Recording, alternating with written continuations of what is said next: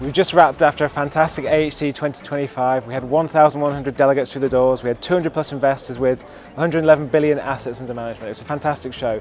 Julie, highlights from you from the content side. Where to start? Our theme this year was Reset, Rebuild, Rise.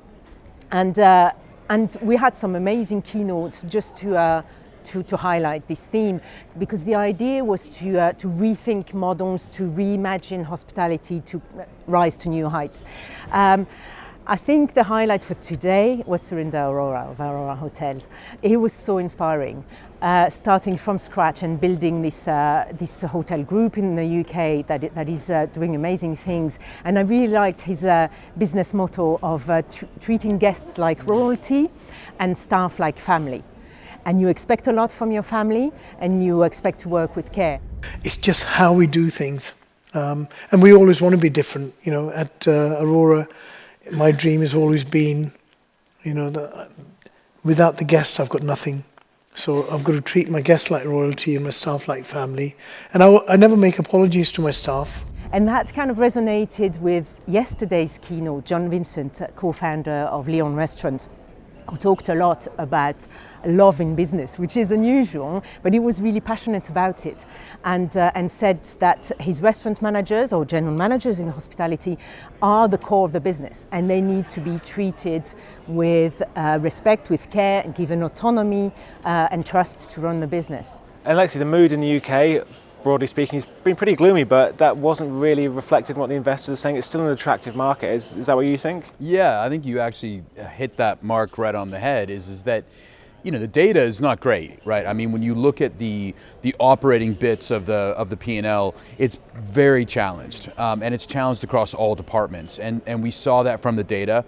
That said, to your question, there's not a gloomy mood in the room. In fact, I would say there is a resilience in the room, and we heard that a lot on the sessions. We heard that a lot here on the expo floor.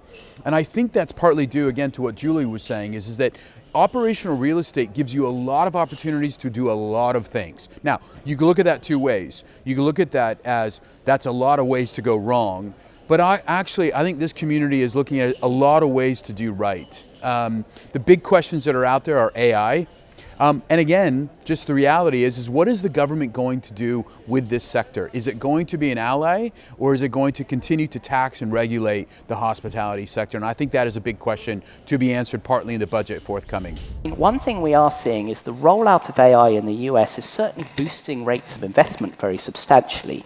And at least anecdotally, we are seeing some areas by which genuine use cases are being put to work, and they are maybe boosting growth rates just that little bit. Do you think the hospitality needs a minister in government, given that it's the biggest private sector employer? I would like to see, if not a minister for hospitality, at least governments be more honest about the fact that we are a services-based economy, and the condition of services has a fundamentally more important bearing on the overall health of our economy than that of manufacturing.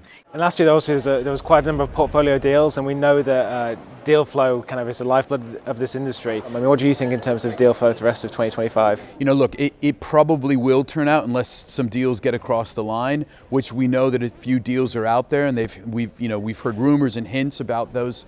But the likelihood is they won't get across the line this year. So it will probably, from a value perspective, 2025 will underperform 2024. That being said, I think there's a lot of optimism in the room that 2026 will outshine both 25 and 24. For sure. And Julie, we try and innovate at the AHC every year. There was quite a few new initiatives in 2025. What are some of the highlights for you? So the AHC is a great community. We have the whole UK hospitality market represented in Manchester, and we want to make sure that they have a great experience. The AHC is about learning about new trends. It's about getting together and networking with the people you want to meet, and being inspired and going back to your business with new ideas. So we always start with a keynote from an economist, and in the recent years we've included a keynote on the political situation as well. This session we made completely interactive this year, led by the audience, and it was amazing. We had some great discussions there. We also moved some of those main sessions into the exhibition at the end of the day yesterday, where we brought some of our keynote speakers onto the vision stage in the exhibition, got some drinks, made it interactive, and we ended up with a session that was so much fun. It was a great way to end the day. You're talking about the younger generation Absolutely. wants to work for a company Absolutely. with purpose. Yeah. Absolutely. You don't interview people anymore. You get interviewed. Yeah. You get.